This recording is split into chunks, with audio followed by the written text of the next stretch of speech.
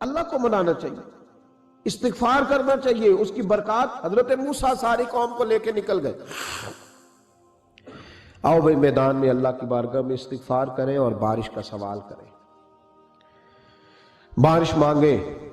جب باہر نکلے دیر تک دعائیں ہوتی رہیں تو حضرت موسیٰ علیہ السلام کو رب کریم نے وحی فرمائی کہ موسیٰ آپ کی قوم میں ایک شخص ہے جس کو 40 سال ہو گئے نافرمانی کرتے، اس نے رب سے صلح نہیں کی۔ کتنے لوگ ہیں؟ ایک، اور 40 سال سے وہ نافرمان ہے، اس کو مجمع سے نکال دو بارش ہو جائے گی۔ اگر ایک گناہ گار کی وجہ سے بارش رک جاتی ہے اور جہاں دروازے کھلے ہوئے ہوں، جہاں تنہائیاں خوفناک ہوں، اور جہاں تباہی اتری ہوئی ہو، اور جہاں لوگ کروڑوں روپیہ مال ہڑپ کر گئے ہوں، اور جہاں علماء کو ہتھ کڑیاں لگا کے ٹھنڈی زمینوں پہ لٹا دیا جائے اور قوم کہہ رہی ہو اچھا ہوا اچھا ہوا، اور لوگ پھبتیاں اڑا رہے ہوں، مذاق کر رہے ہوں، تو پھر اس قوم پہ کس طرح کر کے فضل الہی۔ اور یہ مولوی کا معاملہ نہیں، یہ تو ممبر رسول کا معاملہ ہے۔ میرے مصطفیٰ نے یہ نہیں کہا پیر میرا وارث ہے، حضور نے فرمایا عالم میرے دین کے وارث ہے۔ ہاں حضور نے فرمایا جس نے عالم کے چہرے کا دیدار کیا سمجھے میں نے اپنے نبی کی زیارت کی ہے۔ لیکن یہاں تو خیر یہ عنوان نہیں، ورنہ میں اس پر جاتا۔ ہائے، تو کہا ایک بندہ ہے 40 سال سے اللہ کی نافرمانی کر رہا ہے، وہ اگر نکل جائے تو بارش ہو جائے گی۔ حضرت موسیٰ نے اعلان کر دیا بھی ایک شخص ہے، وہ اگر نکل جائے تو بارش ہو جائے گی۔ پتہ تو ہوتا ہے نا سب کو، مجھے بھی پتہ ہے کہ میں اندر سے کیسا ہوں، اور آپ کو بھی خبر تو ہوتی ہے نا جی۔ جب بات ہو رہی ہوتی ہے تو پھر پتہ تو چلتا ہے نا کہ بات کہاں جا کے سیٹ ہو رہی ہے، پتہ چلتا ہے نا۔ اسے بھی چل گیا پتہ، اب اندر ہی اندر رونے لگا۔ اور دیکھو امام رازی اور امام غزالی دونوں نے لکھا ہے کہ اس درد سے رویا، اس درد سے کہ ادھر والے کو بھی پتہ نہ چل جائے، مجمع کے اندر کھڑا ہے اور ادھر والے کو بھی استغفار، دیکھو ادھر والے کو بھی پتہ نہ چل جائے اور ادھر والے کو بھی کہیں ہجوم میں غم میں بھی توہین نے ضبط غم نہ ہوئی۔ ہم اس احتیاط سے روئے کہ آنکھ نم نہ ہوئی، ہجوم میں غم میں بھی توہین نے ضبط غم نہ ہوئی۔ ہم اس احتیاط سے روئے کہ آنکھ نم نہ ہوئی، روئے بھی پر کسی کو آنسو نہیں دیکھنے دیے۔ اب اس درد سے کہتا ہے اللہ تو تو معاف کرنے والا ہے نا، تو تو معاف کرتا ہے، پردہ پوشی کرتا ہے، اور مالک اگر لوگوں کو پتہ چل گیا تو میرے تو بچوں کا بھی جینا حرام کر دے گا، یا اللہ میری تو آنے والی نسل بھی تڑپ کے وقت گزارے گی۔ مالک تو معاف کر دیا کرتا ہے، لوگ نہیں معاف کرتے، اے اللہ یہ میری خوبیاں بھول جائیں گے، میری خامیوں پر بات، مالک میں یہ ذلت نہیں برداشت کر سکتا، فضل فرما۔ حضرت موسیٰ نے دوبارہ اعلان کیا نکلتے ہو کہ نہیں نکلتے؟ پھر تڑپا، خدا بندہ مجھے بے آبرو نہ کر، یہ ذلت اور رسوائیاں یہ نہیں برداشت ہوتی، اللہ درگزر۔ حضرت موسیٰ نے تیسرا اعلان کیا نکلتا ہے یا میں پھر اس کا نام لوں، اللہ سے پوچھ کے نام لوں اس کا، بتاؤ کون ہے؟ اب تو تڑپ گیا، کہنے لگا مالک میں تیری بارگاہ میں استغفار کرتا ہوں، آئندہ نہیں کرتا، آئندہ نہیں کرتا۔ یہ لفظ ادا کیے، بندہ کوئی بھی نہیں نکلا، رب کریم نے بارش عطا کر دی، تیز بارش جب برسی نا، تیز بارش، لوگ تو مین دیکھ کے دوڑ گئے۔ تو حضرت موسیٰ کہنے لگا یا اللہ مجھے بھی تو بتا، تو نے کہا تھا کہ جب تک بندہ نہیں نکلتا بارش نہیں ہوگی، تو نکلا کوئی بھی نہیں، بارش ہو گئی، ماجرا کیا ہے؟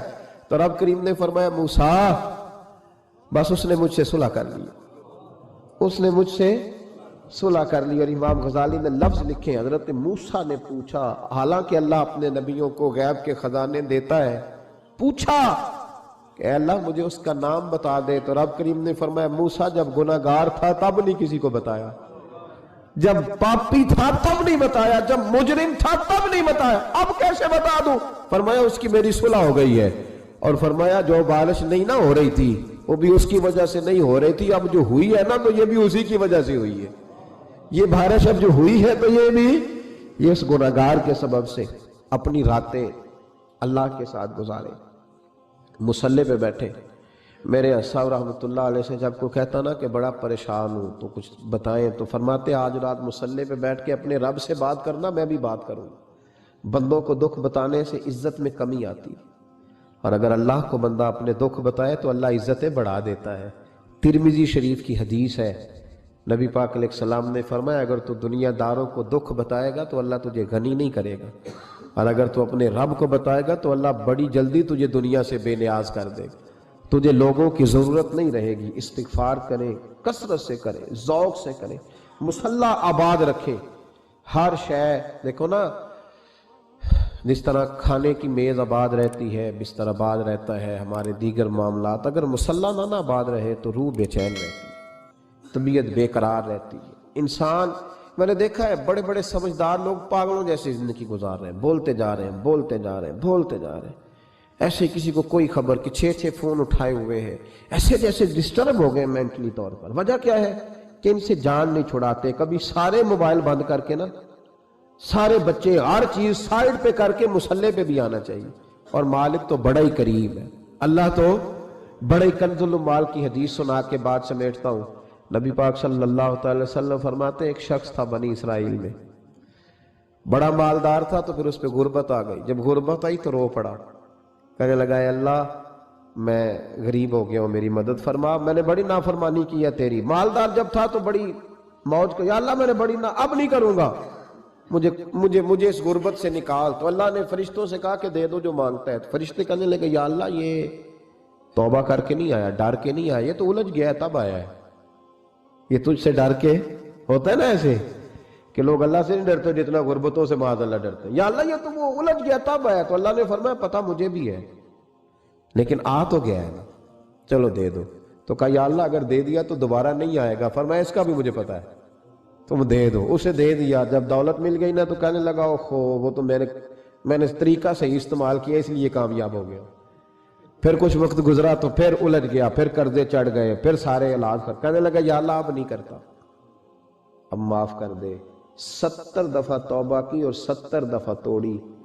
حبیب کریم فرماتے ایک دن بستر پہ تھا، آسانی تھی، 70 دفعہ فرشتوں نے کہا یا اللہ یہ جھوٹا ہے، جھوٹ بولتا ہے، یہ تو غربت آئی ہے تو تیری بارگاہ میں آیا ورنہ کبھی نہ آتا، بیمار ہوا ہے تو آیا، اس کا تو بچہ بیمار ہوا ہے تو آیا ورنہ کبھی نہ آتا۔ 70 دفعہ توبہ توڑی۔ ایک دن رات کو بستر پہ لیٹا تھا، دولتیں بھی تھی، آسانیاں بھی تھی، دل میں خیال آیا میں کتنا جھوٹا ہوں، جب الجھ جاتا ہوں تو اس کے دروازے پہ جاتا ہوں اور وہ کتنا قریب ہے، مجھے خالی نہیں لوٹاتا۔ تڑپ اٹھا، آنسو نکل گئے، اٹھ کے مصلی پہ کھڑا ہوا تو رب کریم نے فرشتوں سے فرمایا کھول کے دیکھو دروازے، آج یہ غربت کی وجہ سے نہیں آیا، آج میرا بن کے آیا ہے۔ تو یا اللہ پہلے تو دولت دیتا تھا، آج کیا دے گا؟ تو محبوب فرماتے اللہ فرماتے اب میں اسے بغیر حساب کتاب جنت عطا کروں۔ استغفار کرے، اس کے حضور حاضری دے۔ پھر اس کے بعد دوسرا استغفار اس وقت ہوتا ہے اللہ اکبر کہ جب انسان باشعور زیادہ ہو پر بے عمل بھی اتنا ہی زیادہ ہو، اسے بھی استغفار زیادہ کرنا چاہیے۔ اب میرے سمیت کسی بھی آدمی کو چھیڑیں گے نا تو دنیا اور مافیہا کی وہ باتیں کرے گا، لیکن جب اس کا عمل دیکھا جائے گا تو کچا سا، پلپلا سا، کمزور سا۔ یعنی ایسے لوگ ہیں جو ماں باپ کی عظمت پر 6 گھنٹے تقریر کر سکتے ہیں، لیکن اگر ان کی اماں سے جا کے پوچھا جائے کہ بیٹے کا حال کیا ہے جی، تو کہتے ہیں بڑی تکلیف میں اپنے بیٹے کے سبب سے وہ بڑی آزمائش کا شکار۔ بھئی تیری 6 گھنٹے کی تقریر کا معنی کیا ہوا؟ تو لفظوں کے گورکھ دھندے کا ماہر ہے۔ لفظوں میں ادھر گیا ہوا تھا بڑی دور پنجاب کے ایک شہر میں، تو ایک صاحب مجھے کہنے لگے کہ میری 21ویں سالانہ محفل ہے۔ میں نے کہا آپ نماز پڑھتے ہیں؟ کہتے نہیں۔ تو میں نے کہا محفل کا کیا معنی رکھا ہوا ہے آپ نے؟ یہ کیا ہے، رسم ہے؟ فلاں بہت بڑے عالم کو میں نے بلایا، فلاں کو بھی بلایا، فلاں نعت کا امیر کو، یہ کیا ہے؟ اگر تو نمازی نہیں آج تک، اس کو کیا سمجھتا ہے تو؟ میرے بھی فلاں بزرگ سے بھی تعلقات ہے، تو نے کیا حاصل کیا ان سے؟ تعلقات کا کیا مطلب ہوتا ہے؟ فوٹو آتی ہے ساتھ، اخباروں میں تصویر لگ گئی، فیس بک پہ آ گیا کہ میں ان سے ملا ہوں، اتنا تعلق ہے؟ یہاں تو بھائی خوشبو کے قریب سے بندہ گزر جائے تو خوشبو آنے لگ جاتی ہے۔ تو نے پایا کیا؟ شعور ہونا اور عمل نہ ہونا بہت بڑی مصیبت ہے۔ اس سے اللہ کی بارگاہ میں استغفار کرنا چاہیے۔ یعنی انسان کو عقل ہو، پتہ ہو، خبر ہو، اور اس کے پاس دھیلے کا عمل نہ ہو، اس کو 3400 حدیث آتی ہو کہ نماز نہ پڑھنے والے کی سزا یہ ہے، پھر بھی نہ پڑھے، تو سزا ہے کہ نہیں اللہ کی طرف سے؟ حضرت رومی رحمۃ اللہ علیہ فرمایا کرتے تھے بہت سارے بندوں کو اللہ سارا کچھ دیتا ہے، مسجد آنے کی توفیق نہیں دیتا، معنی یہ ہے کہ اللہ ان سے ناراض ہے۔ وہ کہتے ہیں کہ میں بڑا سمارٹ ہوں۔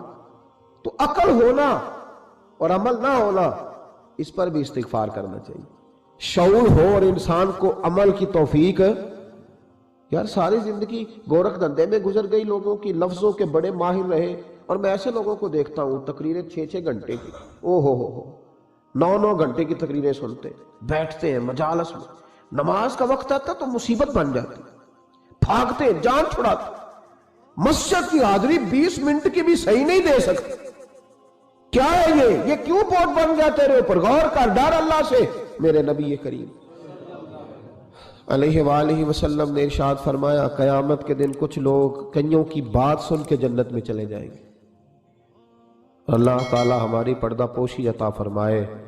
کہا کچھ تبلیغیں کرنے والے دوزخ کے دروازے پہ کھڑے ہوں گے تو وہ جنتی کہیں گے کہ مولانا پیر صاحب ہم تو آپ کی بات سن کے جنت میں جا رہے ہیں، تو آپ یہاں کیوں کھڑے ہیں؟ تو وہ کہیں گے ہائے افسوس، میں کہتا تو رہا پر عمل نہ کر سکا۔